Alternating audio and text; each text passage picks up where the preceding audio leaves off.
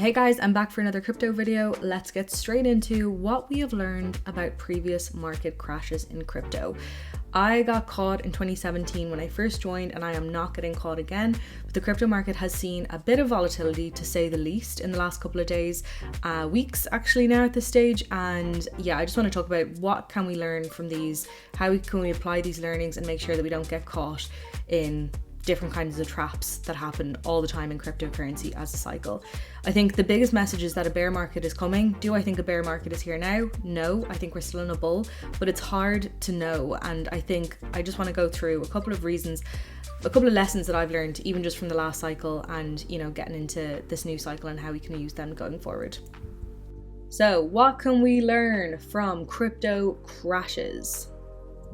First thing, there will always be fear, uncertainty, and doubt, otherwise known as FUD.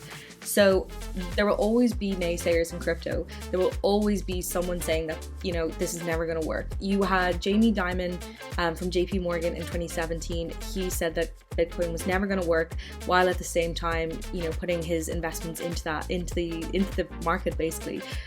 This year it was Elon, to be honest. Even though he was driving up the price, he also took it away what he gave essentially, and caused a lot of stir when he said that Tesla would no longer be accepting Bitcoin because it was unsustainable currency essentially and using too much energy. And he threw those comments around on Twitter. I don't think he fully investigated what was actually going on and just made that statement. I don't agree with it, but anyway, that's what happened. There's always something going on with China. There's often something happening with other Asian countries.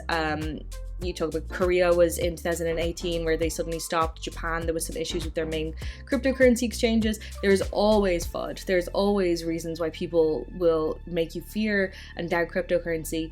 But ultimately it's when to know if the FUD is big enough to end the bull cycle or not. And no one really knows. That's the thing. And that brings me on to my second point. When the next crash happens, you won't be prepared. It'll probably be at the most exciting time of the crypto market when things are going absolutely parabolic, through the roof, moonshots. That's when crashes happen because people take profits, or big investors called whales who just invest so much money. They're happy with their gains. They take everything out, and essentially the little guys are always left burnt. So don't be that little guy. Take out money, know when you're pulling out, and make sure that you are in a good place mentally, that you're not going to panic sell or panic buy as things are going up through the roof. You just need to know that ultimately you're never going to know exactly when the top is. You're never going to know, okay, this is the point where I need to take out my money. And so assume that you won't be prepared for that crash, but take out as you go so that you aren't going to panic and aren't going to freak out when the eventual crash happens, the eventual crash into the bear market.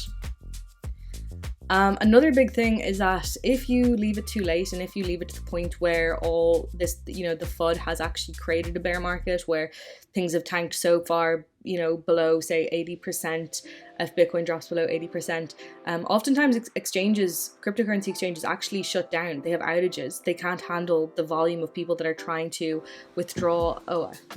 Cryptocurrency exchanges will actually shut down, not allow people to withdraw their funds because they can't handle the amount of volume that's going through, we think, so it's really important to know that even if you wanted to sell when everything was crashing down 80%, you might not even be able to, which is often why people get burned so badly, because you worst case scenario, you say in your head, I'll just pull out when I'll get my initial back. That's actually quite difficult because exchanges close down.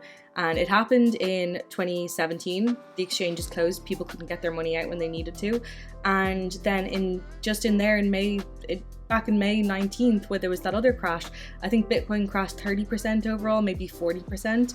And Ethereum was 40% for sure. But Coinbase and Binance couldn't handle the volume of people that were coming in and trying to sell. So they closed down. So it's kind of a thing where, even if you were in the worst case scenario in your head that, I'll just take out my initial investment, I'll be fine, you may not be able to. You might have to actually just watch your money fall and fall and fall until you can get into the exchange. So again, it just leads back to make sure you're taking what you can out as you get profit, not imagining that you're going to basically take out everything at the top and you're going to know when that top is exactly, because it just won't happen. Another thing is that people just talk total shit. So obviously everyone was looking up what's happening. YouTube videos were flying around the place saying this is what happened. I don't think we're in, a bear market yet. I don't think we're in a bull market. It's all personal opinions. No one knows what's actually happening, and anyone who says that they do is fully lying. I'm not saying that I think it's I'm 100% sure it's a bull market. I think it's still a bull market, but I could be wrong. Anyone else you're listening to who says it's a bear market could be wrong. We just don't know until it's actually happening. And a lot of people act like absolute experts in the field, and they're just not. Nobody has a clue. And it's important, and I think this is where I got particularly burnt in 2017. So I think it was January to February of 2017, Bitcoin dropped 80%, and I was holding on to hope because there was so many YouTubers saying, no, hold, this is a dip, buy. And it wasn't. It was a bear market, and I didn't know that. So if I am investing money, it's fully my responsibility to make sure that I'm happy with the decision, whether I want to take it in, put money in and take money out. That's completely on me, and it's on you as well, not to listen to anyone, no matter how many YouTube subscribers they have, no matter how, great their trading skills are. Ultimately, it's your money, and you need to make the decision as to what you think is happening with the market and be happy with that decision afterwards, because otherwise you're going to drive yourself mental. The last thing, and I've kind of repeated it through all of these points here, is to always take profits. My rule is always, once something triples, I take it out. To be honest, after the last dip in May there, I think I'm probably going to reduce that down. I'm not sure exactly what way this market cycle is going to go. It doesn't look like it's following any other trends, so I'm going to start taking profits when I feel like I'm ready to start taking profits. So what is a good amount of money for me to make in this cycle, and I'm going to start doing that now. And once you're taking profits, you're not going to panic. So if you're losing absolutely everything you invested in, it's your house, your wife, your everything else, and you're betting on margins, and you've borrowed money to do it, then yeah, panic. That's just dumb though. You can't do that. You have to, be wise with what you're investing. Take profits when you make them. Be happy with what you've got, because it's essentially free money, and you didn't work very hard for it. You put your money in, it doubled or tripled, and be happy that you can take that out now and use that money for something constructive, maybe other investments. And once you're there, and once you're in that space, that's happy medium between I'm happy that I got what I needed out of crypto, could have done a little bit more maybe, but at least I got what I needed out of it, then you won't panic, and you'll be much happier in the crypto space in general, and you won't get burned, which is what happens to so many people in cryptocurrency. And it just ends up with people never wanting to talk about cryptocurrency again. It ends up people calling it a bubble, calling it something that people are just speculating on. Cryptocurrency, some are part of the bubble, like when it was the World Wide Web bubble. Some companies survived, some didn't. That is fully happening here, but ultimately it is changing the world. It is something that is going to be part of our future, and I mean blockchain, cryptocurrency, everything together like that. And so yeah, I think it is part of it, but if you get burned, you're not going to like it very much. So 100% take profits and don't panic is probably the biggest lesson here that you can take away.